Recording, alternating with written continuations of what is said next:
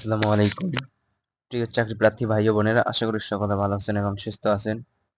তো ইতিমধ্যে স্থানীয় সরকার, পল্লী উন্নয়ন ও সমবায় মন্ত্রণালয়, স্থানীয় সরকার বিভাগ থেকে সম্প্রতি নতুন করে একটি নিয়োগ বিজ্ঞপ্তি প্রকাশিত হয়েছে। তো এই সার্কুলারটিতে বাংলাদেশের সকল জেলার পুরুষ ও মহিলা উভয় প্রার্থী আবেদন করতে পারবেন। তো এই সার্কুলারটি মূলত বেশ কয়েকটি ক্যাটাগরিতে অনেক সংখ্যক লোক নিয়োগ নেবে, যেখানে ন্যূনতম শিক্ষাগত যোগ্যতা এসএসসি সমান পাশ হলে আপনারা আবেদন করতে পারবেন। তো এটি সম্পূর্ণ একদম সরকারি চাকরির নিয়োগ বিজ্ঞপ্তি।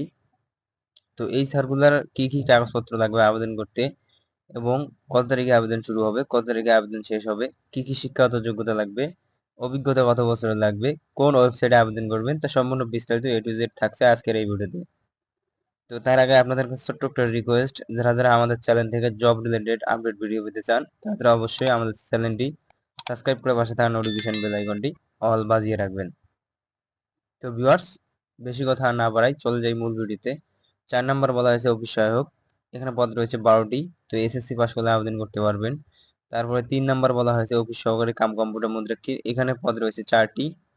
তো এখানে কোনো স্বীকৃত বোর্ড হতে উচ্চ মাধ্যমিক অতএব এইচএসসি পাস হতে হবে, কম্পিউটার প্রশিক্ষণ প্রাপ্ত হতে হবে এবং 20 শব্দ ও বাংলা 20 শব্দ, ইংরেজি 20 শব্দ গতি থাকতে হবে।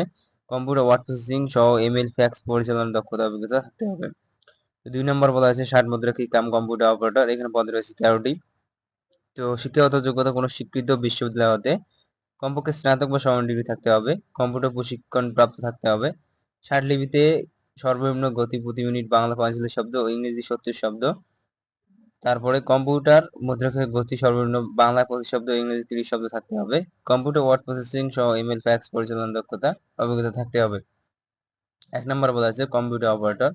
এখানে পদ রয়েছে 5টি।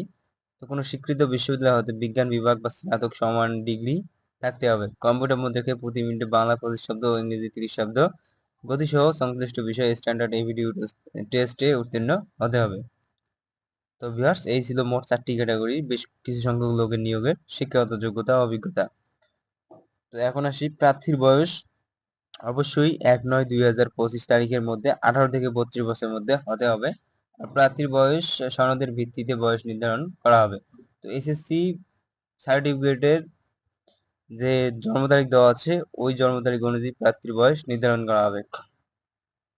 তো এখানে বলা হয়েছে লিখিত ব্যবহারিক পরীক্ষা উত্তীর্ণ প্রার্থীদের মৌখিক পরীক্ষা সময় সকল সনদের মূল কপি প্রদর্শনপূর্বক অতিরিক্ত 1 সেট সত্যায়িত ফটোকপি দাখিল করতে হবে। দাখিলযোগ্য কাগজপত্রের তালিকা নিম্নরূপ: অনলাইনে পূরণকৃত আবেদনপত্র, লিখিত পরীক্ষা প্রবেশ পত্রের কপি, 2 কপি পাসপোর্ট সাইজের সত্যায়িত ছবি, সকল শিক্ষাগত যোগ্যতা সনদের সত্যায়িত অনুলিপি। সরকারি, আধা সরকারি ও স্বায়ত্তশাসিত প্রতিষ্ঠানে কর্মরত প্রার্থীদের ক্ষেত্রে যথাযথ কর্তৃপক্ষ কর্তৃক প্রদত্ত অনাপত্তি জেলার স্থায়ী বাসিন্দা প্রমাণপত্র হিসেবে ইউনিয়ন পরিষদ বা পৌরসভা, সিটি কর্পোরেশন, ওয়ার্ড বা সরকার কর্তৃক মনোনীত প্রতিনিধি বা কর্তৃক প্রদত্ত নাগরিক সনদ, অতএব চেয়ারম্যান পরিচয়পত্র, জাতীয় পরিচয়পত্র, জন্ম নিবন্ধনের সনদের সত্যায়িত অনুলিপি, প্রথম শ্রেণী গেজেটে কর্মকর্তা কর্তৃক নামযুক্ত সিল দ্বারা প্রদত্ত চারিত্রিক সনদপত্র, ক্ষুদ্র নৃগোষ্ঠী, শারীরিক প্রতিবন্ধী ও তৃতীয় লিঙ্গের কোটা আবেদনকারীর ক্ষেত্রে উপযুক্ত কর্তৃপক্ষ কর্তৃক প্রদত্ত সনদের সত্যায়িত অনুলিপি, এগুলো লাগবে।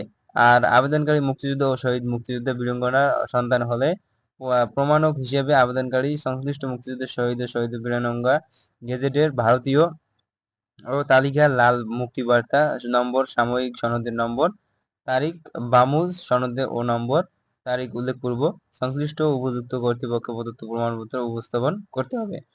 তো ভিউয়ার্স, এই সার্কুলারটিতে আপনার আবেদন করার পর পরীক্ষা, লিখিত পরীক্ষা ও মৌখিক পরীক্ষা দেওয়ার সময় আপনাদের এই কাগজপত্রগুলো লাগবে।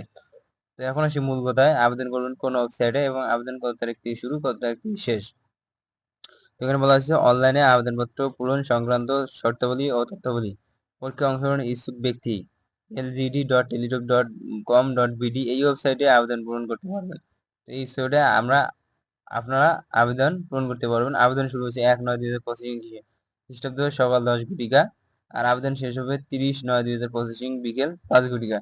তো সেপ্টেম্বর মাসে আবেদন শুরু হবে, সেপ্টেম্বর মাসে 30 তারিখে আবেদন শেষ হবে।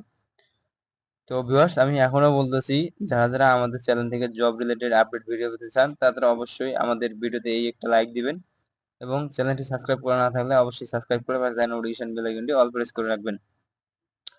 তো পরবর্তী ভিডিও নোটিফিকেশন আপনারা সবার আগে ইউটিউবে পেয়ে যাবেন।